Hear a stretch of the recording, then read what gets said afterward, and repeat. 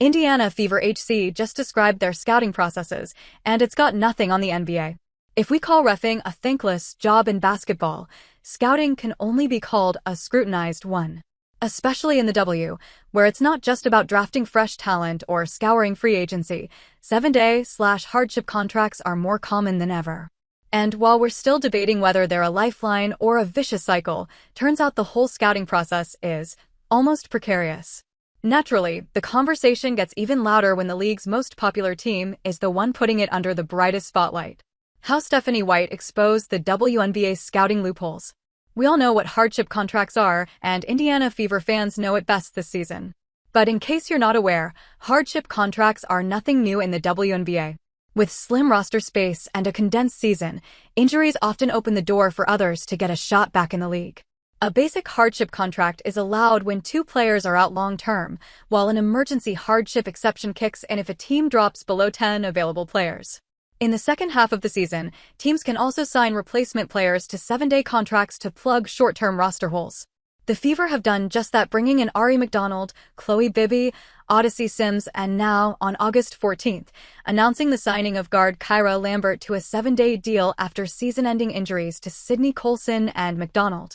The surprise here is Lambert has never played in the WNBA, spending her pro career overseas. But eyebrows really went up after head coach Stephanie White's comments. Asked about her new guard, White admitted she didn't know much about Lambert. "We've seen Odyssey Sims in this league, and we know what she does. Kyra is a little bit more unfamiliar," White said. Asked if Lambert was on her radar earlier in the year, she simply replied, "No." She did add that Lambert's speed and quickness fit what the Fever need right now. However, when pressed on scouting, White said, "It's all hands on deck. It's seeing film, watching clips, talking to contacts and connections." The explanation made it sound less like a structured system and more like an informal network. Sports broadcaster Robin Lundberg, on his YouTube channel, was quick to call it out, saying, "It appears they don't have an exhaustive international scouting department, if they have one at all." That's not far off. As of last November, the Pacers listed 8 scouts on their directory. The Fever, meanwhile, have 0, and they're not alone. Teams like the Sky, Dream, Wings, and Lynx are in the same boat. Only the Liberty have a dedicated scouting coordinator, and it shows in their signings of international stars like Emma Meesman, Leonie Fiebig, and Maureen Johannes.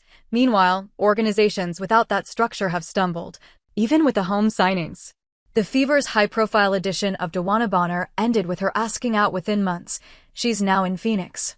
The Wings brought in Tyasha Harris, who's out for the season, saw Dejonai Carrington join the Lynx, and lost Nalissa Smith to Vegas. Now see. We understand that not every move works out, but these missteps highlight how crucial it is to have a real process in place. More because the NBA has it. Why the NBA wins at international scouting. As Robin Lundberg pointed out, international players have become game changers in the NBA. At this moment, roughly 1/3 of the league is made up of players from outside the United States, making global scouting more important than ever. Not long ago, international prospects often caught NBA teams' attention mainly because of their height.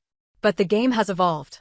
With the rise of NBA development programs around the world, advances in technology, instant access to film via social media, and a more refined scouting process, the old model of find a tall guy and hope is quickly fading. The modern success stories like Luka Doncic, Giannis Antetokounmpo, Nikola Jokic, Joel Embiid, Victor Wembanyama aren't just big men. They are all-around talents identified through deeper evaluation. And how did it all come to life?